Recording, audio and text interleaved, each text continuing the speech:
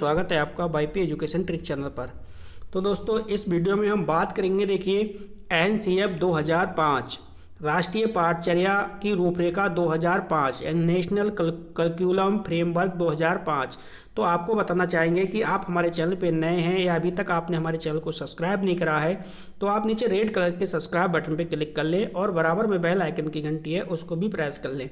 इससे क्या होगा कि जब भी हम वीडियो को अपलोड करेंगे तो उसका नोटिफिकेशन सबसे पहले आपके पास पहुँच जाएगा। देखिए अगर आप सीटेट का एग्ज़ाम देने जा रहे हैं तो ये वीडियो आपके लिए बहुत ही महत्वपूर्ण है। एनसीएफ 2005 से हर बार पेपर में 2 से 3 मार्क्स अवश्य पूछे जाते हैं, चाहे वो सीडीपी की बात हो, चाहे वो मैथ की बात हो, चाहे वो आपकी ईवीएस की बात हो, सभी में इस टॉपिक से क्वेश्चन पूछे जाते हैं एनसीएफ 2005 से। तो आप वीडियो को शुरू से लेकर लास्ट तक देखना, तभी अच्छे से आपके टॉपिक समझ में आएगा, तभी आपके अच्छे से समझ में आएगा, अन्यथा आपके समझ में नहीं आएगा। ठीक है, तो आप बिल्कुल शुरू से लेके लास्ट तक देखना और हम अब आपका जो टॉपिक है एनसीएफ 2005 उसको शुरू करते हैं। एक एक पॉइंट को आप समझते हुए चलना।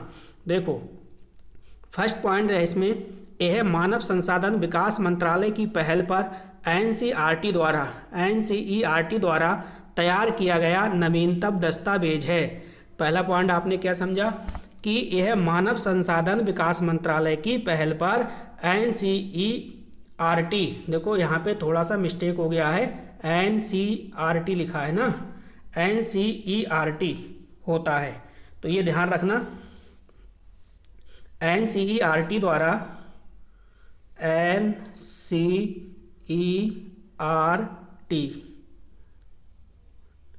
द्वारा तैयार किया गया नवीनतम दस्तावेज है।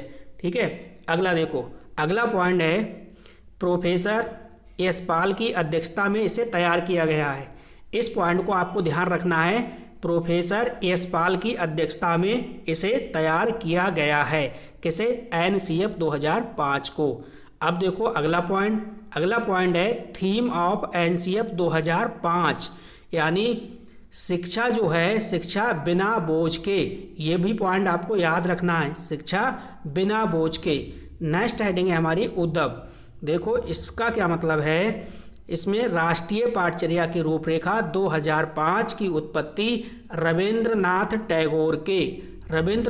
टैगोर के सभ्यता की संस्कृति नामक निबंध से हुई है। ठीक है, तो इस बात को ध्यान रखना है कि एनसीएफ 2005 की जो उत्पत्ति है वो रविंद्रनाथ टैगोर के सभ्यता की संस्कृति नामक निबंध से हुई है।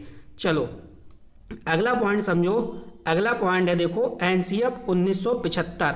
अब तक की बात हो रही है। सबसे पहले जो एनसीएफ है वो 1975 है, इसके बाद एनसीएफ 1988, इसके बाद जो आया वो है एनसीएफ 2000, इसके बाद जो एनसीएफ आया है वो आया है 2005, जो आप अब पढ़ रहे हो।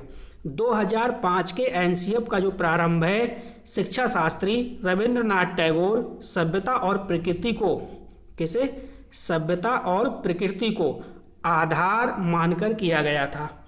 भारत सरकार के द्वारा रूपरेखा तैयार करने के लिए यूजीसी के पूर्व अध्यक्ष प्रोफेसर में 23 सदस्यों की समिति का गठन किया गया। 23 सदस्यों की समिति का गठन किया गया। इस समिति के द्वारा 21 राष्ट्रीय बिंदु को मद्देनजर रखते हुए 21 समूह का गठन किया गया। अगला पॉइंट देखो एनसीएफ 2005 का निर्माण, ये आपका मेन पॉइंट है। एनसीएफ 2005 का निर्माण मानव विकास संसाधन मंत्रालय की देखरेख में किया गया था। ठीक है, अब जो नेक्स्ट हेडिंग है हमारी वो है एनसीएफ 2005 की 5 विधियों पर जोर देता है। जो एनसीएफ 2005 है ये मुख्यतः 5 विधियों पर जोर देता है। कौन कौन सी वो 5 विधि हैं, देखो करके सीखना है, निरीक्षण विधि द्वारा है, सामूहिक विधि द्वारा है, मिश्रित विधि द्वारा है और परीक्षण विधि द्वारा है। ये 5 विधियों पर जोर देता है कौन, एनसीएफ 2005। कौन कौन सी विधियां, करके सीखना, निरीक्षण विधि, सामूहिक विधि, परीक्षण विधि और मिश्रित विधि। चलो चलते हैं आगे। देखिए वीडियो आपको अच्छी लगती है तो प्लीज़ वीडियो को लाइक करिए और वीडियो की लिंक को अपने दोस्तों में शेयर करिए। चलो अगली जो हमारी हेडिंग है वो है देखो एनसीएफ 2005 का उद्देश्य। तो एनसीएफ 2005 का उद्देश्य क्या है? फर्स्ट पॉइंट है इसमें बच्चों का सर्वांगीण विकास करना एवं उन्हें स्कूली शिक्षा को बाहरी शिक्षा से जोड़ना। अब देखो यहाँ पे एक बात मैं और बता दूं, एनसीएफ 2005 के मैंने वो महत्वपूर्ण बिंदु लिए हैं जो मैंने समझा कि आपके सीटेट के एग्ज़ाम में या अदर किसी भी एग्ज़ाम में पूछे जा सकते हैं। तो यहाँ पे मैंने मेन पॉइंट्स को लिया है, ठीक है, मेन फैक्ट उठाए हैं मैंने, जिससे कि आपका ज़्यादा समय बर्बाद ना हो, कम से कम समय में अच्छी नॉलेज आपको मिले और वही पेपर में आए। तो इस प्रकार से देखो अगला जो हमारा पॉइंट है वो है एनसीएफ 2005 बालक के मूल्यांकन के लिए सतत एवं व्यापक मूल्यांकन पर बल देती है। किस पर? सतत एवं व्यापक मूल्यांकन पर बल देती है। नवीन सोच, तर्क क्षमता, चिंतन आदि को विकसित करना, ये इसका मकसद है। किसका? एनसीएफ 2005 का। चलो अब जो अगला जो पॉइंट है हमारा या अगली हेडिंग कहो आप, ये है एनसीएफ 2005 के सिद्धांत। तो जो एनसीएफ 2005 के सिद्धांत हैं वो क्या हैं उनको भी समझते हैं। चलिए पहला पॉइंट है हमारा ज्ञान को बाहरी जीवन से जोड़ा जाए, यानी जो ज्ञान है बच्चे का उसको उस ज्ञान को बाहरी जीवन से जोड़ा जाए। दूसरा है रटने की प्रणाली को ख़त्म किया जाए, यानी रटने की जो प्रणाली है उसे ख़त्म किया जाए, ठीक है। नेक्स्ट है पाठ्य पुस्तक पर केंद्रित ना हो शिक्षा। शिक्षा जो है वो पाठ्य पुस्तक पर केंद्रित ना हो। अगला जो पॉइंट है कक्ष को गतिविधियों से जोड़ा जाए और उन्हें लचीला बनाया जाए, यानी कक्ष है जो क्लासरूम है बच्चे का उसको गतिविधियों से जोड़ा जाए और उन्हें लचीला बनाया जाए। चलो अगला पॉइंट देखते हैं। अगला पॉइंट क्या है? अगला पॉइंट है हमारा राष्ट्रीय मूल्यों के प्रति आस्थावान छात्र तैयार किए जाएं। क्या पॉइंट है? यानी राष्ट्रीय मूल्यों के प्रति, किसके? राष्ट्रीय मूल्यों के प्रति आस्थावान छात्र तैयार किए जाएं। नेक्स्ट जो हेडिंग है हमारी वो है राष्ट्रीय पाठचर्या की रूपरेखा 2005 के प्रमुख सुझाव। देखो एनसीएफ 2005 से तो पेपर में तो क्वेश्चन बनना तय है, इसलिए आप आराम से इस वीडियो को 1 से 2 बार देख लेना, आपके माइंड में सारे के सारे पॉइंट सेट हो जाएंगे। चलो अगला पॉइंट समझो आप। तो सुझाव क्या हैं? एनसीएफ 2005 के प्रमुख सुझाव क्या क्या हैं? देखो पहला है सीखना सक्रिय व सामाजिक गतिविधि है। सीखना क्या है? सक्रिय व सामाजिक गतिविधि है। सेकंड पॉइंट समझो, इसमें भाषा के 4 कौशल की बात की गई है। कौन कौन से 4 कौशल हैं? सुनना है, बोलना है, पढ़ना है और लिखना है। अगला जो हमारा पॉइंट है वो है विशाल पाठ्यक्रम व मोटी किताबें। जो विशाल पाठ्यक्रम और मोटी किताबें हैं शिक्षा प्रणाली की असफलता का कारण है। क्या है? शिक्षा प्रणाली की असफलता का कारण है। ये एनसीएफ 2005 का सुझाव है। चलो अगला पॉइंट देखो और कौन कौन से सुझाव दिए हैं। अगला जो सुझाव है पुस्तकालय में बच्चों को स्वयं पुस्तक चुनने का अवसर दें। यानी पुस्तकालय जो है ऐसा ना हो पुस्तकालय में जो टीचर है वहाँ पे वो बच्चों को पुस्तक सौंपे, पुस्तकालय में बच्चों को स्वयं पुस्तक चुनने का अवसर दें, ऐसा बोला है एनसीएफ 2005 ने। अगला पॉइंट है सभी छात्रों हेतु समावेशी वातावरण तैयार करना, यानी सभी छात्रों के लिए क्या है? समावेशी वातावरण को तैयार करना है। अगला पॉइंट है बालकों के चहुमुखी विकास पर आधारित पाठचर्या हो। पाठचर्या कैसी हो? पाठचर्या ऐसी हो जो बालकों के चहुमुखी चारों तरफ विकास पर उसके आधारित हो।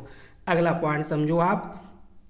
अगला पॉइंट है हमारा मानसिक स्तर एवं योग्यता के अनुसार पाठ्यक्रम हो, यानी जो पाठ्यक्रम तैयार किया जा रहा है बच्चों के लिए वो पाठ्यक्रम मानसिक स्तर और उनकी योग्यता के अनुसार होना चाहिए। अगला पॉइंट समझो। अगला पॉइंट है मूल्यों को उपदेश देकर नहीं बल्कि वातावरण देकर स्थापित किया जाए, यानी जो मूल्य हैं, वैल्यूज, मूल्यों, इसको क्या है, आप उपदेश देकर नहीं बल्कि छात्रों को वो वातावरण देकर स्थापित करिए। अगला पॉइंट है हमारा, सह शैक्षिक गतिविधियों में बच्चों के अभिभावकों को भी जोड़ा जाए। यानी जो सह शैक्षिक गतिविधियां हैं, उन गतिविधियों में जो बच्चों के अभिभावक यानी माता पिता हैं उनको भी उनमें जोड़ा जाए। अगला पॉइंट देखो 10वां क्या है, देखो सीखने का डर और अनुशासन की जगह, यानी जो बच्चे होते हैं उन्हें सीखने में बहुत डर लगता है, यानी कठिन कोई चीज़ होती है तो, और कड़ा अनुशासन होगा तो बच्चा डरेगा। तो सीखने के डर को और अनुशासन की जगह क्या करना है, बच्चे को आनंद और संतोष से जोड़ा जाए। जब बच्चे को आनंद और संतोष से जोड़ा जाएगा तो बच्चे के अंदर डर भी निकल जाएगा और आराम से बच्चा सीख जाएगा। चलिए अगला पॉइंट समझते हैं। अगला पॉइंट क्या है, देखो वीडियो को अभी तक आपने बेटा लाइक नहीं करा तो आप वीडियो को लाइक करिए और वीडियो की लिंक को अपने सभी दोस्तों में शेयर भी कीजिए। अगला पॉइंट हमारा समझो, अगला पॉइंट है देखो, बालक सक्रिय है, वह स्वयं से जाने और सीखे। बालक एनसीएफ 2005 का सुझाव क्या है, क्या कहता है वो, एनसीएफ 2005 ये कहता है कि बालक जो है वो सक्रिय है, वह स्वयं से जाने और सीखे, जोड़ तोड़ करे, वो बच्चा जोड़ तोड़ करे, गलतियां करे और स्वयं उसका गलतियों का क्या करे, वो सुधार करे। चलो अगला पॉइंट समझो। अगला पॉइंट है हमारा बहुभाषिकता, बहुभाषिक कक्षा शिक्षण 3 भाषाओं यानी त्रिभाषा सूत्र की वकालत करता है। बच्चे की भाषा, मातृभाषा और क्षेत्रीय भाषा। अब देखो यहाँ पे अगला पॉइंट, अगला पॉइंट हमारा क्या है, अगला पॉइंट है प्राइमरी लेवल पर पाठचर्या की सभी गतिविधियों में भाषा और गणित। किसका, प्राइमरी लेवल पर यानी प्राथमिक लेवल पर पाठचर्या की सभी गतिविधियों में भाषा व गणित का महत्वपूर्ण स्थान माना गया है। तो भाषा और गणित का महत्वपूर्ण स्थान माना गया है कहाँ पे, प्राथमिक स्तर पर। चलो अगला पॉइंट समझो। अगला पॉइंट है हमारा छात्रों की भाषा कॉमा संस्कृति को भी सम्मान दिया जाए। यानी जो छात्रों की भाषा है, उनकी संस्कृति है, उसको भी क्या करना है, सम्मान देना है। अगला पॉइंट, शिक्षा बाल केंद्रित हो। शिक्षा कैसी हो, शिक्षा शिक्षक केंद्रित ना हो बल्कि शिक्षा कैसी हो, शिक्षा बाल केंद्रित होनी चाहिए। अगला पॉइंट, चलो अगला पॉइंट हम देखते हैं। अगली जो हेडिंग है हमारी वो क्या है, देखो एनसीएफ 2005 में शिक्षक के प्रति दृष्टिकोण। तो एनसीएफ 2005 में शिक्षक के प्रति दृष्टिकोण क्या है उसको समझो आप। देखो शिक्षक जो है वो ज्ञान का स्रोत नहीं है। क्या है, शिक्षक ज्ञान का स्रोत नहीं है। एनसीएफ 2005 यही कहता है। क्या कहता है, एनसीएफ 2005 कहता है जो कि जो शिक्षक है वो शिक्षक ज्ञान का स्रोत नहीं है। शिक्षक केवल सुगम करता है। क्या है, शिक्षक केवल सुगम करता है जो चीज़ों को सरल करके बताएगा। शिक्षक ज्ञान का स्रोत नहीं है बल्कि शिक्षक क्या है, एक सुगम करता है जो चीज़ों को सरल करके बताएगा। चलो आगे की ओर चलते हैं। अगली हेडिंग हमारा क्या है उसे भी देखते हैं। देखो अगली जो हमारी हेडिंग है वो है एनसीएफ 2005 में बालक के प्रति दृष्टिकोण। तो एनसीएफ 2005 में बालक के प्रति दृष्टिकोण क्या है समझो। देखो प्रत्येक बच्चों में सीखने की गति अलग होती है। हाँ बिल्कुल जानते हैं हम और आप कि जो बच्चा है भिन्न भिन्न बच्चे हैं, अलग अलग बच्चे हैं, ठीक है। तो बच्चों में भाई सीखने की गति भी अलग अलग होगी। अब जब बच्चों में सीखने की गति अलग होगी तो देखो वो हर एक बच्चे के लिए पाठ्यक्रम भी अलग होना चाहिए। जब बच्चे की सीखने की गति अलग अलग होगी तो हर बच्चे के हिसाब से पाठ्यक्रम भी कैसा होना चाहिए, अलग अलग होना चाहिए। ये क्या है, ये एनसीएफ 2005 कहता है। अगला पॉइंट है शिक्षक को चाहिए कि वो बच्चों को अपने हिसाब से सीखने का मौका दे। शिक्षक को क्या चाहिए, शिक्षक को यही चाहिए, ये होना चाहिए कि वो बच्चों को अपने हिसाब से सीखने का क्या दे, मौका दे। चलो अब देखो आपका, हाँ यहीं पे देखो एनसीएफ जो 2005 है आपका कंप्लीट होता है। एनसीएफ 2005 यहीं पे आपका कंप्लीट हो गया। आपको वीडियो कैसी लगी प्लीज़ कमेंट करिए, आप कमेंट करके हमें अपना फीडबैक दीजिए और अपने दोस्तों को इस वीडियो को ज़्यादा से ज़्यादा शेयर कीजिए। एक बात हमारी और सुन लो आप, अगर आप सीटेट 2024 का एग्ज़ाम देने जा रहे हैं तो देखो हमने आपके लिए एक प्लेलिस्ट तैयार कर दी है सीटीईटी की। अब सीटीईटी की प्लेलिस्ट को आप चेक कर लीजिए, आपके मतलब का जो भी कंटेंट है या जो भी वीडियो लेक्चर है, जो भी टॉपिक है, उस वीडियो को यहाँ इस प्लेलिस्ट से आप देख लीजिए। ठीक है, वाईपी एजुकेशन ट्रिक चैनल पर जाइए, सीटेट की हमने प्लेलिस्ट आपको तैयार कर दी है, वहाँ से आप टॉपिक को आराम से पढ़ सकते हैं। तो बस इस वीडियो में इतना ही था। वीडियो देखने के लिए आपका बहुत बहुत धन्यवाद। मिलते हैं नेक्स्ट वीडियो में।